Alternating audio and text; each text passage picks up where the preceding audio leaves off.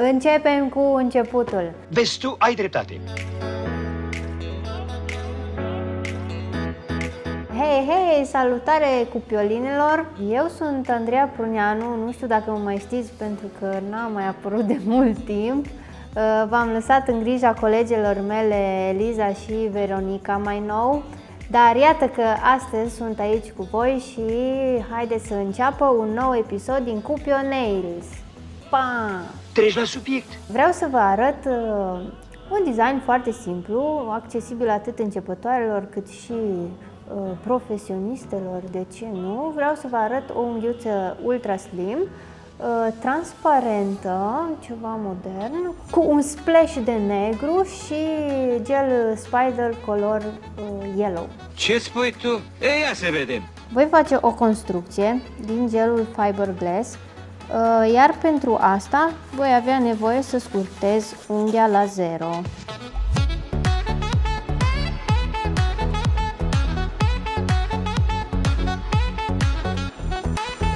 Folosesc pila long lasting 100 pe 150, cea lavabilă, și cu partea fină voi mătui suprafața unghiei.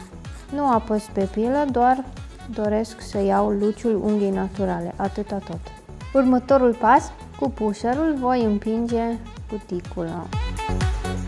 Pentru stilizarea cuticulei voi folosi freza Cupio Express 35. Se deschide rotind mandrina spre stânga, introducem capătul de freză și rotim înapoi spre dreapta pentru a bloca. Multe dintre voi poate ați întâmpinat problema asta că nu merge mandrina, merge, trebuie forță. Tare! Și voi folosi capătul de freză numărul 16, fixez freza electrică cam la 10.000 de rotații pe minut, iar cu sensul de rotație pe forward voi curăța de la jumătatea unghiei spre stânga.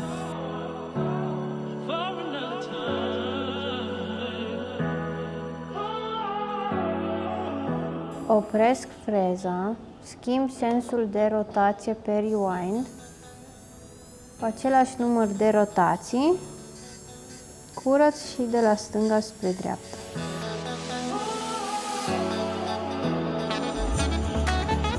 Desprăfuiesc foarte bine. Dacă am nevoie, pot schimba capătul de freză și voi trece la numărul 233. Folosesc același număr de rotații pe minut, iar acest capăt îmi permite ridicarea cuticulei mult mai mult. Acesta este un pas opțional, pentru că dacă pielița mea a fost ridicată din prima, nu are rost să venim și cu acest capăt. Desprăfuiesc bine de tot, iar ce mi-a rămas în plus, voi tăia cu forfecuța.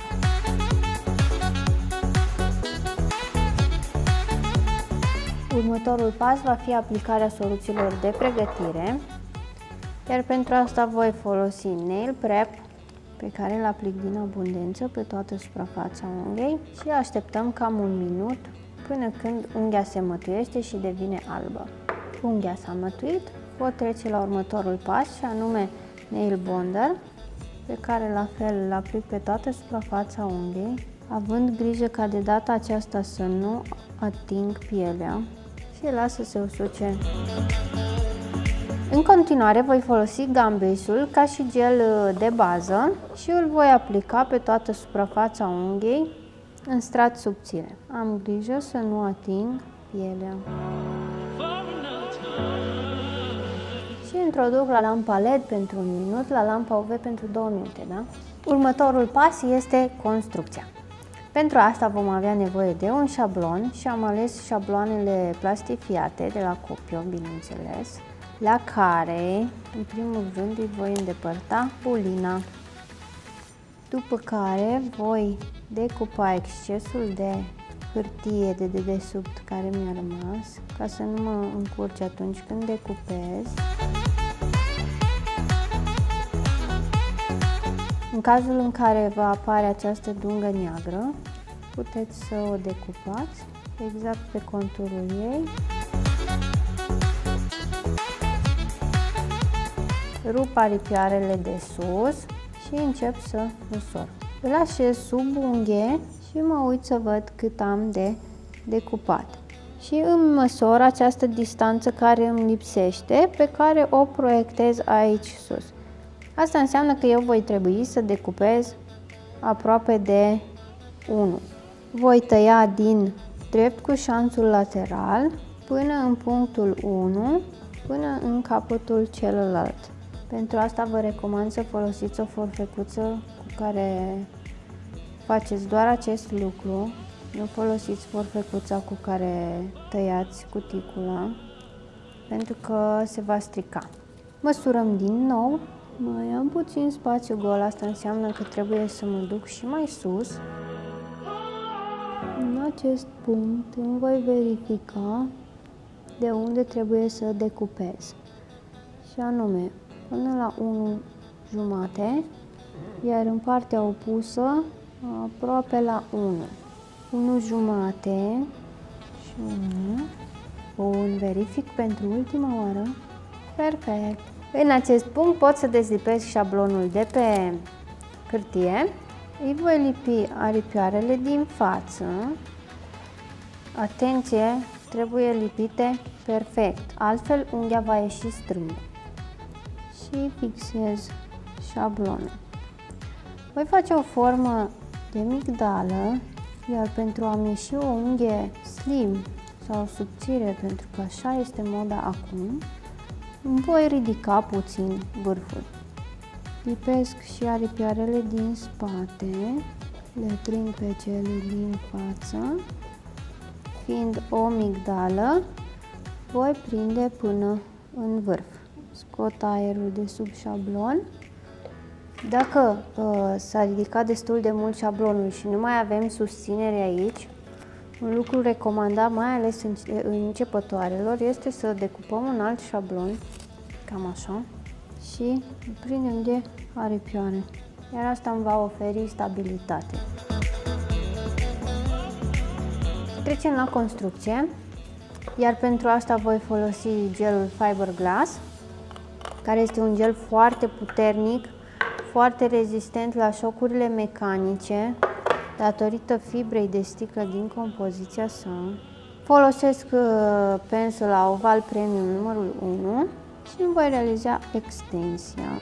Iau o bulă mică de gel, o aplic pe centru și încep să modelez.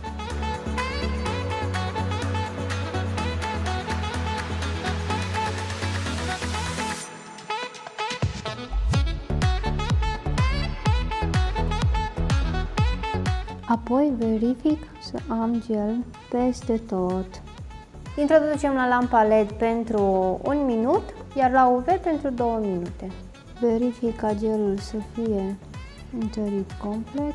Strâng șablonul sub, îndepărtez aripioarele de sus întâi.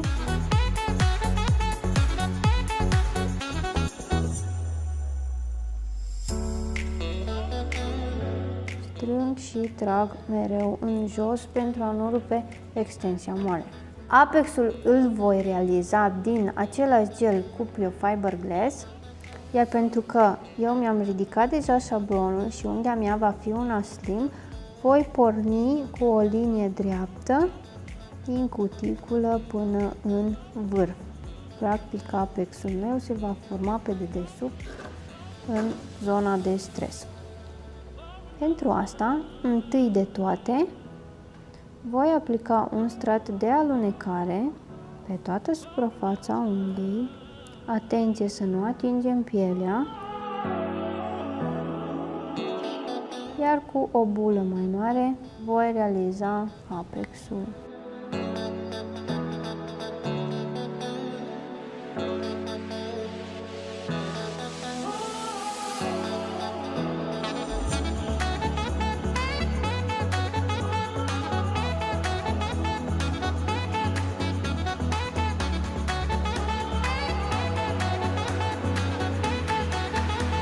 Întoarcem mâna, verificăm din lateral și introducem în lampă. Unghia noastră s-a copt, științific vorbind s-a polimerizat gelul, dar fixăm unghiuța cu cleaner În timp ce o fixez, voi strânge puțin de ea și cam așa arată momentan. Iar următorul pas este finisarea. Iar această finisare o vom face cu aceeași pilă Super Lasting, 100 pe 150.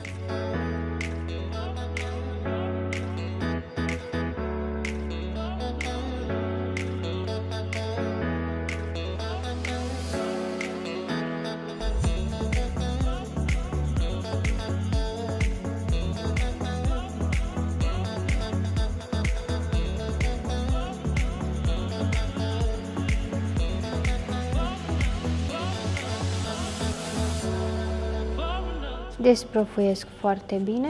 În continuare, cu pila Buffer 100 pe 180, voi finisa suprafața unghiei. Desprăfuiesc foarte bine.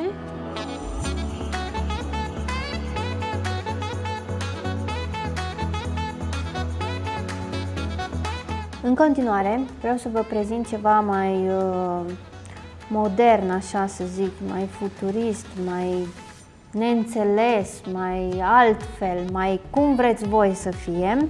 Iar pentru asta, așa cum ați observat până acum, nu am aplicat culoare pe unghie, astfel voi lăsa unghia transparentă și îmi voi face un model la care voi avea nevoie de acetonă și o ojă semipermanentă neagră, Fatal Glance.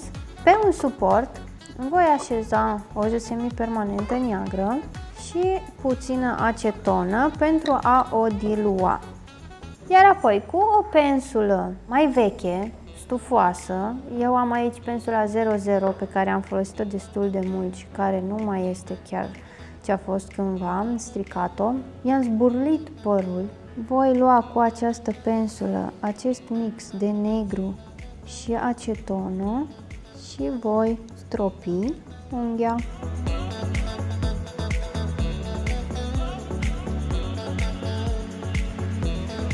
Dacă simt nevoia, în unele locuri pot face niște pete ceva mai mari. Cu un pad îmbibat în cleaner, curăț excesul și introducem în lampă. Următorul pas va fi sigilarea și voi folosi finish-ul Gloss & Go Flexible, pe care îl aplic în mod normal pe toată suprafața unghiei, cu mare atenție, bineînțeles, să nu ating pielea.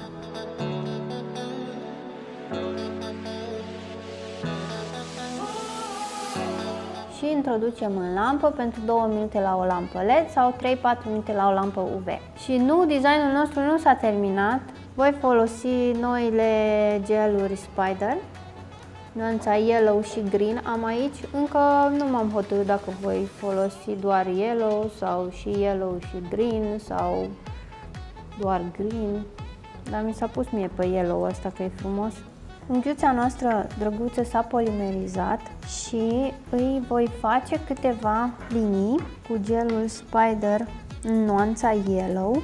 Folosesc un punctator cu care îmi voi lua produs.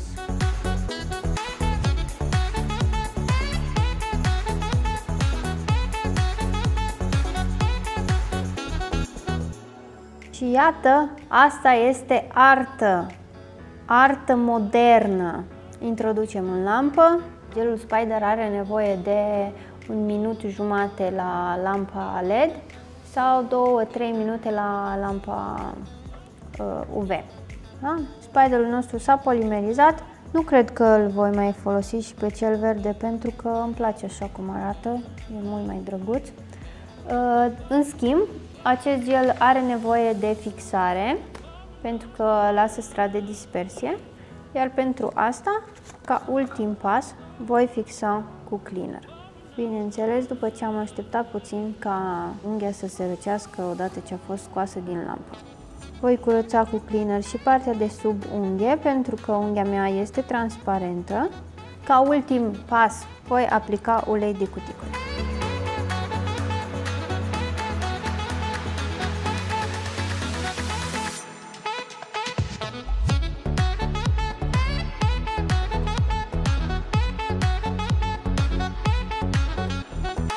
Aceasta a fost unghiuța mea Ultra Slim pentru voi. cu design futuristic și modern, pe care abia aștept să îl încercați și voi și să îmi trimiteți poze să le văd. Interesantă. Stimați telespectatori și telespectatori și pe Apexul realizat,